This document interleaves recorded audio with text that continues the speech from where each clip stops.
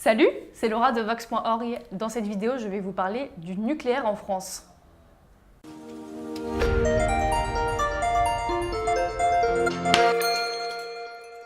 Alors, en France, la production d'électricité, elle repose à plus de 75% sur le nucléaire, ce qui fait que c'est le pays le plus dépendant au monde de cette énergie.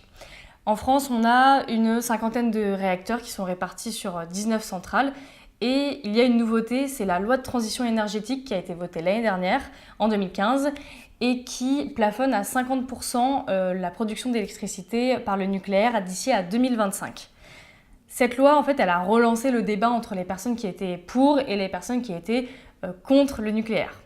Donc, l'argument des gens qui sont contre le nucléaire, c'est d'abord de dire que c'est une énergie qui est extrêmement consommatrice en eau, plus de 40 milliards de mètres cubes d'eau par an. L'autre argument, c'est le fait de parler des catastrophes nucléaires comme Fukushima en 2011 au Japon ou Tchernobyl en 1986 en Ukraine, avec toutes les conséquences qu'on connaît, les victimes, les personnes qui tombent malades, les déplacements de population, l'impact économique.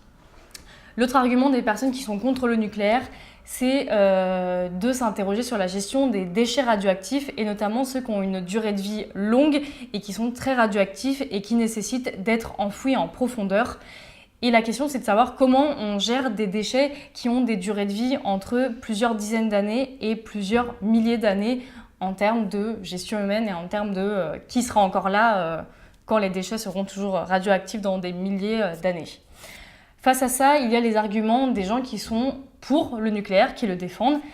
Eux, ils avancent le fait que déjà c'est une énergie qui n'est pas émettrice de gaz à effet de serre, comme le charbon par exemple, puisque ça fonctionne sur un système en eau, sur des circuits d'eau. L'autre argument, c'est de dire que si on essaie d'atteindre les 50% dont je parlais au début de cette vidéo, on va devoir fermer des centrales nucléaires et que ça va avoir beaucoup d'impact sur l'emploi. Et aussi que ça va coûter plus cher de fermer que de moderniser ces centrales nucléaires. Et l'autre argument encore, c'est de dire que le nucléaire, c'est une force française et que ça pèse à l'international dans les échanges commerciaux.